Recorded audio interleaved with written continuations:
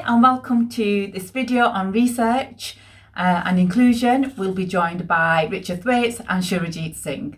Richard, would you just like to introduce yourself and just share why you think research is important for all BABCP members? So my name's Richard Thwaites and I'm the lead for the research stream for the Equality and Culture SIG.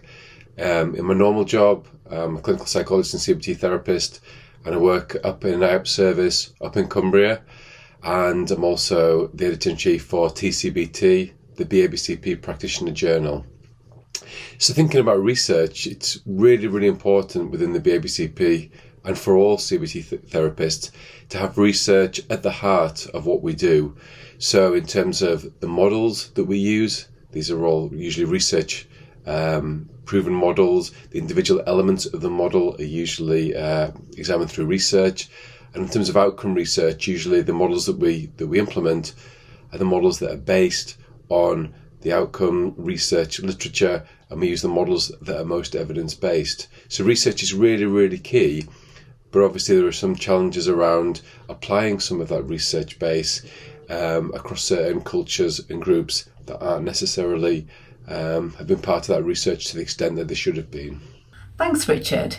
So I'm just wondering, what are the particular issues around research with regards to equality and culture? As a SIG, as an equality and culture SIG, research is equally important to us, but it presents certain challenges because we know that a lot of the research in the world of CBT has been around certain populations, and there is a real lack of research involving groups that have been underrepresented, both as researchers but also as participants in research. So there's so much more that we need to know about how we need to adapt CBT for specific groups. Although we started, there was a recent TCBT special issue on cultural adaptations, and there's been great articles coming in since, and other journals have done similar. There is still a massive gap around this, so we do need as a group to come together to support new researchers, new writers, to think about how we're going to make sure that CBT is both accessible and effective for everybody rather than specific populations. Hi Surajit, thank you for being part of this video. Would you just like to share a little bit more around the work that you've been doing with Taraqi and some of the research that you've produced? Taraqi is a movement that works with Punjabi communities to reshape approaches to mental health. We undertook some research that looked at Punjabi communities' mental health and COVID-19 because we wanted to take a slightly granular approach to understand the experiences of a particular black and minority ethnic community.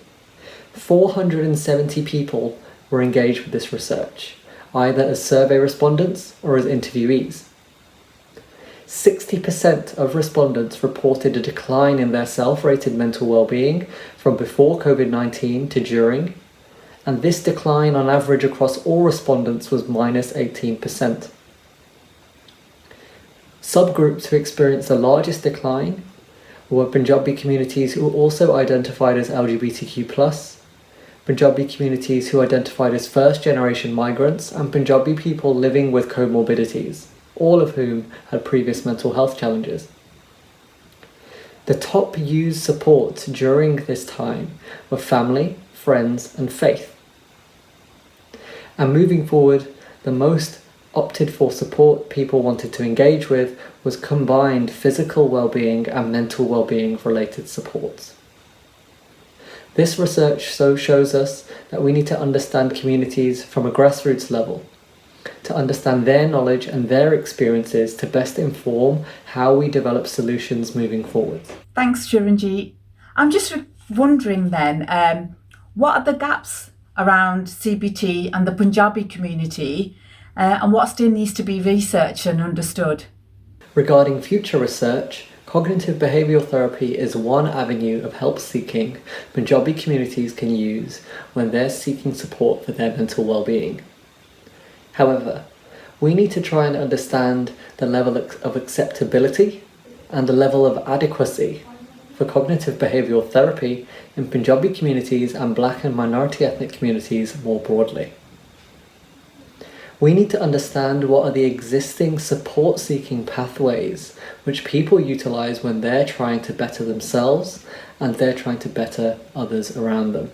Thank you to both Richard and Shuranjit for sharing some of their thoughts and ideas, and the need for actually research to continue to represent local communities and diverse communities, because we want to ensure that we're able to effectively work with all communities. So there's opportunities here, I guess, for people conducting research to liaise with and consult with and co-produce research with organisations like the Rugby, and you can check them out online and on Twitter.